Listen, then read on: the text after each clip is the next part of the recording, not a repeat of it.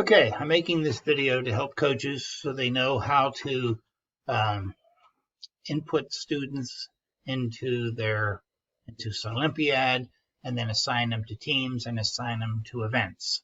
So go to our website, which you can see up here is pascioli.org, put www in front of that.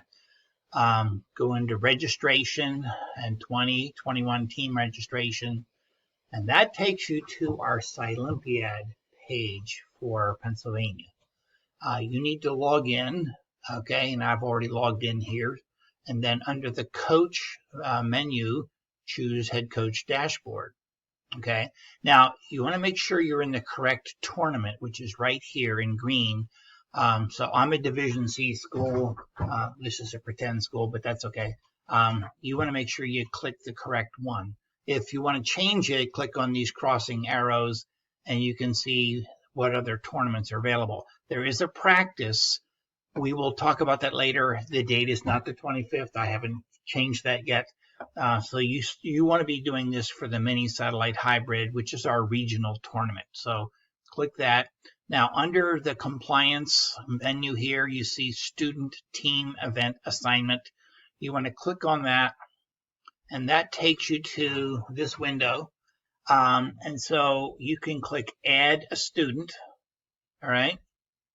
And then you're going to type in their last name. Now, it's funny, all the students that go to Moyer High School have a last name with Moyer, which is sort of weird, but that's the way things are in my pretend school here. Put in their grade, and the login will be taken care of by the system. You may also put their email in here. You don't have to do that, but the email will give them an alternate way of logging into the system. The disadvantage of that is I don't know if we can actually reset the password if they use their email address. I know we can reset the password if they use this login ID. So once I have that information in, I scroll down and say Save Changes. And now we can see L. Moyer is in there, and see they have a login user ID that's automatically generated by the system. If I want that student to be an alternate, I would click alternate here. And then I still have to save that because that's a new piece of information. Okay. So your normal students that are going to do the 15-person team do not get the alternate checks. The ones that are going to be doing an alternate kind of a thing, which they can do any of the trial events, you make sure that you've clicked alternate. Go back up to the top. Now, if you have a spreadsheet that has all your students in by last name, first name, and grade, you can just use that. I didn't do that. I typed mine in, but you can always do that. Click on this button and follow the directions there to upload. I believe it has to be a CSV type file, but it's easy to do that. The next thing you want to do is put your students into teams.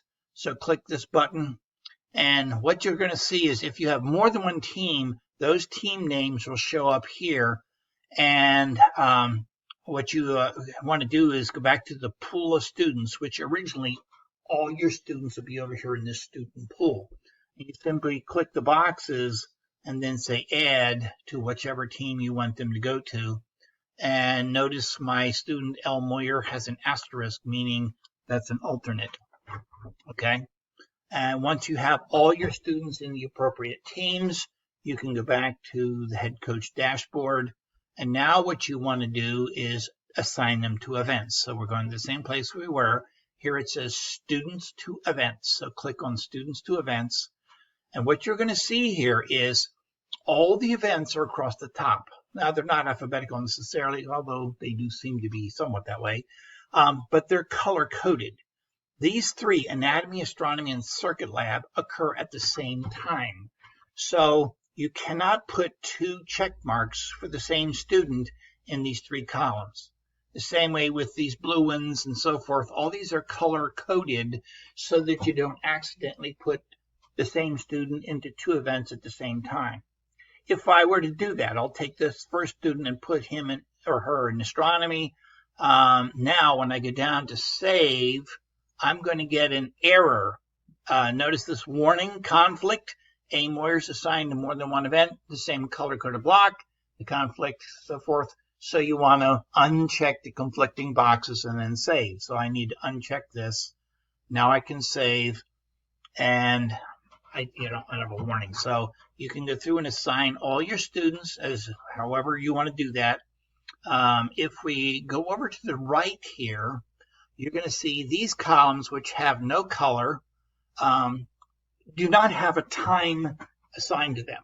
They are the ones that we're going to give you a whole week to do and submit the video. Remember, these are the device-related events that have to be done at the school building, and we will send you separate instructions on how to do your submissions for those events. So you can assign them to those, all right, and they can do them at any time, and it's just that they won't have any conflicts with anything, okay? So that's how you get your students into teams and then into events. Okay, so now we're going to go back to the head coach. Well, we could go back to the team roster, and that's the roster that I have here. This is where you go to add students. The next thing you can look at is event schedules, and what this will tell you is, all right, the person doing anatomy is A. Moyer, and the person doing astronomy is B. Moyer, and so forth. And that's the first student in there. I didn't actually put second students in because I don't have that many, but if you have a pair of students, they'll be listed here. And if it's an event like experimental design, the third student will be listed here. Now, the reason there's no time block shows up is I did not set anything up in Scilympiad so they know what's happening and when. We're doing that external because every student is taking astronomy at the same time, depending on the 3 options you have. And I will send an email out in February so you can choose your 3 options. But what we've set up here, let's see if I go back to students to events, we've set this in, I put this in there so they know the conflicts. So if you're doing Tuesday after school on March 9th or March 16th for the Division C, astronomy and anatomy and circuit lab will all run in that first time block. So there's still going to be a conflict. If you choose to do it Wednesday during the school day, these 3 are still in the same time block.